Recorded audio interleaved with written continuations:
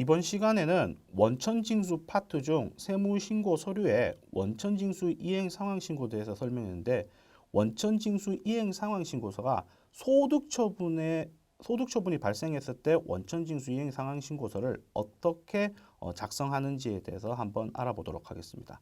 우리가 소득처분이라는 것은 법인세법상의 법인세 신고를 하면서 우리가 이제 만약에 2021년 법인세 신고를 해서 법인세 신고했었을 때 기본적으로 법인세 소득금액 조정 합계표에 어떤 이유를 통해서 뭐 가지입금 인정 이자가 됐든 뭐 어떻게 됐든 기본적인 상여 처분이나 배당 처분 이런 소득 처분이 발생됐었을 때 원천징수 이행상황 신고서를 어떻게 작성하느냐의 부분을 설명드리도록 하겠습니다.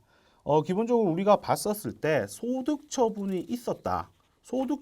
우리가 뭐 세무조사를 통해서 과연도 부분을 예로 들은 것보다 소득금액 변도 통지서 부분을 얘기하는 것보다 뭐 다반사로 사용되는 지금 현재 법인세 신고했었을 때 소득 처분 부분에 있어서 설명드릴 건데요. 일반적으로 법인세 신고를 했었을 때 소득 처분이 발생됐다. 소득 처분이 발생됐다면은 원천징수는 우리가 법인세 신고일을 다음 달 10일까지 이제 신고를 해야 되잖아요. 그죠? 그래서 우리가 12월 말 법인 같은 경우는 법인세 신고를 3월 달에 했다. 그러면은 소득 처분에 의한 소득 부분을 원천징수 부분에 있어서는 4월 10일까지 소득 처분에 의한 원천징수 이행 상황 신고서를 신고해야 됩니다. 이때 아셔야 될 게 우리가 기본적으로 원천징수 의무에서 소득 처분이 발생됐다면은 신고일의 다음 달 10일까지 원천징수를 해서 신고 납부를 하라고 규정되어 있습니다. 그 말은 뭐냐면은 우리가 정상적으로 신고해야 될 것을 신고 안 한 게 아니고 소득 처분에 있어서는 법에서 말한 신고일의 다음 달 10일까지 신고 납부하라고 돼 있기 때문에 별도의 신고의 혜택가 아닌 수정 신고가 아닌 정상적인 신고라는 것을 인지를 하셔야 돼요. 그러면은 이 신고 부분은 정상적으로 말한 대로 우리가 신고일의 다음 달 10일까지 신고 및 납부를 했다면은 정상적인 겁니다. 수정 신고도 아니고 가산세 대상도 아니라는 거죠. 정상적이라는 거죠. 그래서 그 부분도 한번 잘 보시면 될 것 같습니다. 자, 우리가 크게 한 두 부분을 좀 많이 사용할 건데요. 우리가 2021년도 법인세 신고를 하면서 대표이사에 대한 상여 처분을 가지급 인자에 대한 상여 처분 소득 처분이 있었고 출자자에 대해서도 똑같이 배당에 대해서 소득 처분이 500만 원 있었다. 이 부분이 발생됐다면 기본적으로 이건 법인세법 신고의 문제인데요. 이렇게 배당이나 상여에 대한 소득 처분이 발생되었으면 법인세 조정에서 기본적으로 소득자료 명세, 이 소득자료 명세는 반드시 제출을 해야 됩니다. 법인세 신고할 때. 이 소득자료 명세는 우리가 소득 처분에 의한 배당이나 상여가 있었는데요. 이거를 어떻게 추가적으로 이렇게 신고를 했습니다라고 알려주는 서식입니다. 예. 기본적으로 배당 같은 경우에는 이 부분을 신고를 바로바로 작성을 먼저 소득자료 명세를 먼저 작성을 하고 진행할 수 있지만 상여 같은 경우는 연말정산이라고 있기 때문에 2월분의 연말정산은 벌써 완료한 상태예요. 그렇기 때문에 상여가 발생된다면 추가적으로 연말정산을 다시 해야 되겠죠. 연말정산을 다시 해서 결과적으로 차액 부분, 기존에 신고했던 것과 소득처분이 들어갔었을 때의 세금과의 차액 부분을 이렇게 원천징수 소득세로 입력을 하면서 소득자료 명세를 작성해야 됩니다. 그러면 배당 같은 경우 바로 14%를 곱해갖고 바로 수치를 나올 수는 있겠지만 상여 같은 경우에는 기본적인 순서가 이거 소득자료 명세를 먼저 작성할 수 없습니다. 그래서 상여 부분에 있어서의 순서를 한번 볼게요. 상여가 만약에 발생된 부분을 소득금액 조정 합계표를 통해서 확인을 했다. 대표이사에 대해서 1,000만 원에 대해서 소득 처분이 발생됐다는 걸 확인을 했습니다. 12월 말 법인이고 3월 달에 법인세 신고를 하면서. 그럼 보세요. 원천징수 이행상황 신고서에 2월 달에 신고한 부분들은 2월 달에 신고한 이 연말정산 부분들은 소득 처분을 반영하지 않았을 때의 상태일 겁니다. 이때 신고한. 왜? 3월 달에 우리가 조정을 통해서 신고를 한 부분을 결과물을 알았으니까. 그렇기 때문에 우리가 소득금액 조정합계표에 상여가 발생되었다고 싶으면은 상여 부분을 확인을 하고 그 금액을 확인을 합니다. 그 금액을 확인을 하고 우리는 연말정산 추가 자료 입력에서 자, 이 부분의 연말정산 추가 자료 입력은 2020년입니다. 그러니까 전기에 지금 왜냐하면 잘 보세요. 2021년 법인세 신고를 2022년 3월에 하죠. 그러니까 우리가 상여 소득처분에 의한 상여 부분은 귀속 시기가 실질 귀속 시기는 우리가 2020년이 돼요. 우리 연말정산 할 당시. 원천징수 이행상환 신고서는 2021년에 신고하지만은 귀속월은 2020년이 되는 거예요. 상여는 근로할 기간에. 예, 그렇기 때문에 기본적으로 마감을 했던 2월 달 원천징수 이행상환 신고서를 만들었었을 때 마감을 했던 그 부분을 풀고 별도로 1,000만 원, 아까 전에 대표자 상여 1,000만 원이었잖아요. 그 1,000만 원을 추가적으로 반영을 해서 연말정산을 완료를 먼저 해야 됩니다. 자, 우리가 화면으로 보시면은 자, 지금은 제가 먼저 입력을 해놓은 상태예요. 우리가 추가적인 상여 입력 부분은 여기 과세 대상 추가라는 부분에 클릭을 해보시면 이렇게 추가 상여 부분을 입력하게끔 되어 있습니다.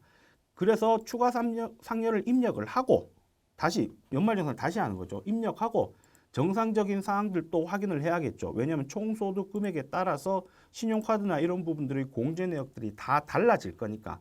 그래서 1,000만 원이 추가된 것을 다시 한번 하는 거죠. 어떻게 보면은 종전근무지에 1,000만 원이 들어가 있는 거하고 결과적으로 똑같은 부분의 느낌이 있죠. 그래서 연말정산을 다시 하고 자, 연말정산을 다시 했었을 때 이렇게 70만 원 정도의 금액이 나옵니다. 예, 당초 자료는 제가 캡처해 놨는데요. 자, 이게 당초 자료인데요. 당초 자료의 백두산 씨는 1,000만 원의 소득 처분이 들어가기 전에는 90만 원 정도의 환급을 받는 사람이었습니다. 그리고 환급을 일반적으로 받든가 받았겠죠. 예, 그 부분입니다. 그러면 90만 원의 환급에 70만 원을 납부를 해야 되는 상황이 발생됐다면 90만 원 벌써 환급 받았고 70만 원을 납부해야 되면 160 얼마 정도를 별도로 납부를 해야 되죠. 기본 정상적으로 했다면은. 그래서 그 금액을 우리가 소득 구분 부분에 있어서 소득 구분 자료에서 그 금액에 해당되는 금액을 입력을 하고 법인세 신고를 마무리를 해야 되는데요. 여기에 보시면은 소득 구분에는 인정상여 배절 기타 소득을 체킹을 하시면 되는 거고 귀속요널일. 자, 귀속요널일을 잘 생각해 보셔야 돼요. 우리가 2020년도에 법인세 신고를 하면서 상여로 처분됐다면은 소득 귀속은 상여자의 소득 귀속은 2021년입니다. 2022년에 신고했었을 때 2021년이에요. 왜? 근무 기간에. 왜냐하면 우리가 2022년 3월 달이면 2021년 법인세 신고를 하잖아요. 그죠? 그러니까 2021년입니다. 상여처분, 근로소득자 같은 경우. 근데 배당 같은 경우는 결산 확정일입니다. 배당의 귀속 시기는. 결산 확정일이 뭐냐면은 지금 우리가 3월 달에 주총을 열어서 결산을 지은 그때 당시를 결산 확정일이라고 해요. 그렇기 때문에 인정 배당, 우리가 2021년 법인세 신고를 하고 2022년 3월에 법인세 신고를 한다면 2021년 기속분에 대해서 그렇게 한다면 결산 확정일은 주총 결의일이 되니까 3월에 이제 일반적으로 3월이죠. 만약에 2월이면 2월에 해당됩니다. 3월이면 2020년 3월이 소득 기속 시기입니다. 자, 이거에 따라서 달라질 게 뭘까요? 인정상여 같은 경우는 지급명세서 제출을 그전에 했다면 지금 주급명세서 제출을 수정을 해야 됩니다. 변경이 있었다면. 근데 인정배당은 2022년이 기속 시기잖아요. 그러니까 당장 지급명세서를 수정하거나 제출하는 게 아니죠. 2022년 거는 2023년 2월 말일까지 지급명세서를 제출하게 돼 있죠. 그러니까 인정상여의 소득처분이 아닌 인정상여는 빨리 지급명세서도 동시에 수정신고를 해야 되고 인정배당은 귀속시기가 2022년이니까 내년 2월 말일까지 정상적인 지급명세서를 제출하면 된다라고 보시면 돼요. 그런데 지급명세서를 제출할 때 인정상여라고 하더라도 가산세가 있냐? 미제출 가산세. 가산세는 없습니다. 왜? 원천 징수를 우리가 법인세 신고일에 다음 달 10일까지 하라고 했잖아요. 소득 처분이. 그러니까 가산세는 발생되지 않지만 수정신고는 반드시 해줘야 됩니다. 예, 그 부분도 아시면 될 것 같습니다. 그 연말정산은 이 연말정산 여부는 연말정산 우리가 2월 기속에 2월 지급 우리가 실질 연말정산한 시기에 이 인정상여가 포함이 됐었냐를 물어보는 겁니다. 우리는 포함이 안 됐죠. 3월때 법인세 신고하면서 확인됐으니까. 그럼 불호 체킹을 하고 차이 금액, 아까 전에 90만 원 환급받아야 되는데 70만 원 납부로 변경이 됐다. 그래서 160만 원 정도의 금액이 실정이 될 거예요. 이 금액을 줬고 원천 징수일 언제 우리가 말하는 법인세 신고를 했느냐, 뭐 3월 언저리가 되겠죠. 3월 달. 그리고 신고를 했느냐, 뭐 신고 여부를 체킹을 하고 대상자가 누구냐, 대표이사죠. 백두한 씨가 대표이사야. 대상자와 주민번호를 입력합니다.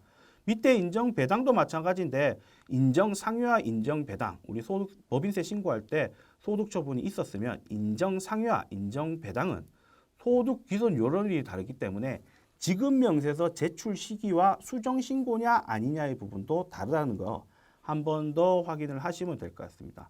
이렇게 제출을 하게 된다면은 실질 법인세 관련돼서의 소득 처분에 의한 신고는 완료가 된 겁니다. 자, 이렇게 완료가 됐으면 자, 이제 원천징수 이행상황 신고서를 작성을 해야 될 건데요.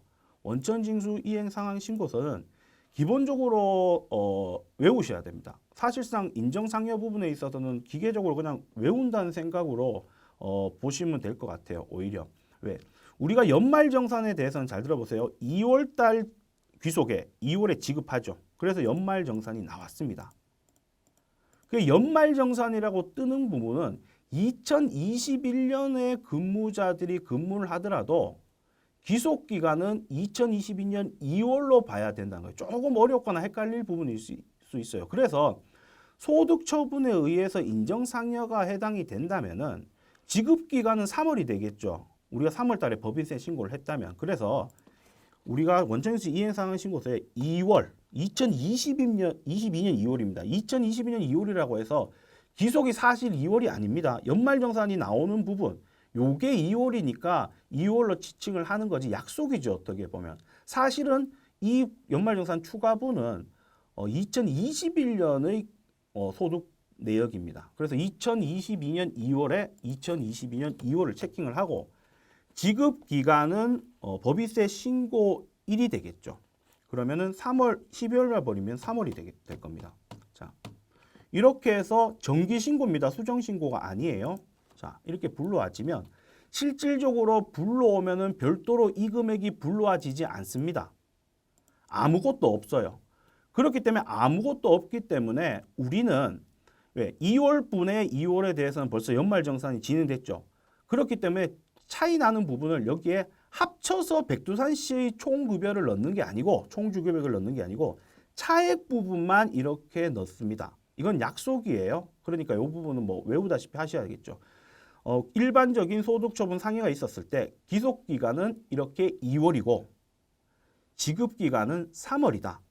3월 말 법인 같은 경우, 3월에 법인세 신고를 하는 경우. 그래서 이렇게 불러야 돼 아무것도 없을 건데 연말정산에 한 명이라면 백두산 씨 한 명이죠. 한 명에 우리가 상여 부분이 1,000만 원이잖아요. 그 1,000만 원을 입력하고 차액 부분인 160만 원을 입력하고 여기 납부 금액도 160만 원을 입력을 반드시 해야 됩니다.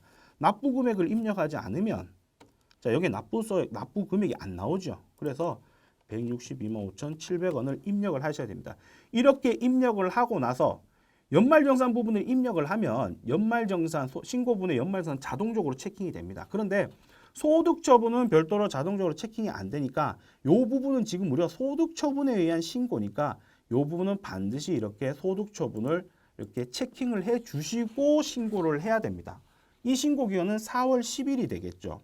예.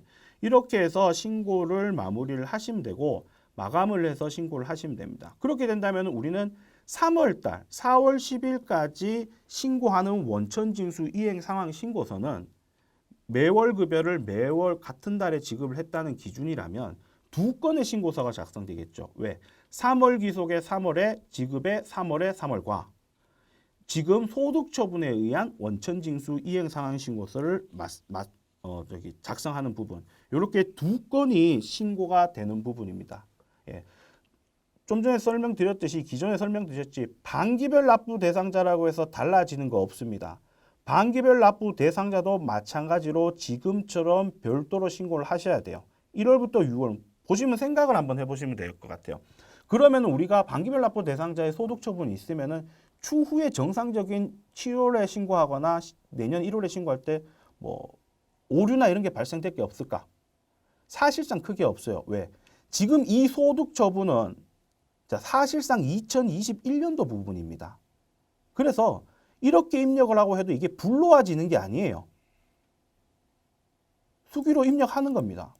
그럼 추후에 반기별 납부 대상자가 1월부터 6월 하더라도 이 자료는 빠지겠죠, 사실상. 근데 한 번씩 이렇게 확인해 볼 필요성은 있지만은 어쨌든 요 부분은 빠지기 때문에 사실상 정상적으로 불러오기를 하면 소득 처분 때문에 뭐 반기별 납부자도 달라지거나 이런 부분은 사실상 없습니다. 그래서 이렇게 상여 처분에 대해서는 우리가 2월에 3월이다. 이런 부분을 기억을 하셔야 돼요. 단 여기서 전제는 있죠. 왜? 2021년 2월이라면은 실질 근무 기간이 2021년이라는 얘기입니다. 그리고 지급 기간이 2022년 3월이라는 것은 3월 달에 법인세 신고를 했다는 의미입니다. 만약에 2월 달에 법인세 신고를 했다면 2월에 2월이 되겠죠. 그죠? 예. 그렇게 되니까 이 부분 수정 신고라면 또 달라지는 부분이죠. 그럼 이렇게 생각해 볼게요. 세무조사가 와서 소득금액 변동 통지서를 2022년 3월에 받았어요. 2021년. 그런데 그 세무조사는 2019년도의 세무조사예요. 그래서 대표자 상여 처분이 됐어요. 그럼 원천징수 이행상환신고서 어떻게 작성을 해야 될까요? 귀속기간이나 지급기간.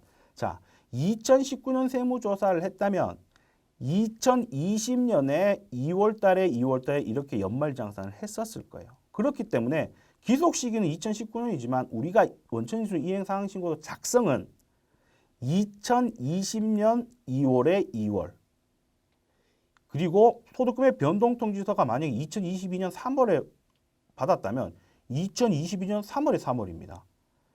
2019년 법인세에 대해서 조사가 나와서 소득금액 변동통지서를 대표자한테 받았는데 2019년도의 법인세지만 2020년 2월 그리고 통지서를 받은 날이 2020년 3월이라고 그랬잖아요. 그러면 2020년 4월에 2020년 3월 이렇게 작성을 해야 됩니다. 소득금액 변동통지서를 받고 나서 그 다음 달 10일까지 작성하는 방법을.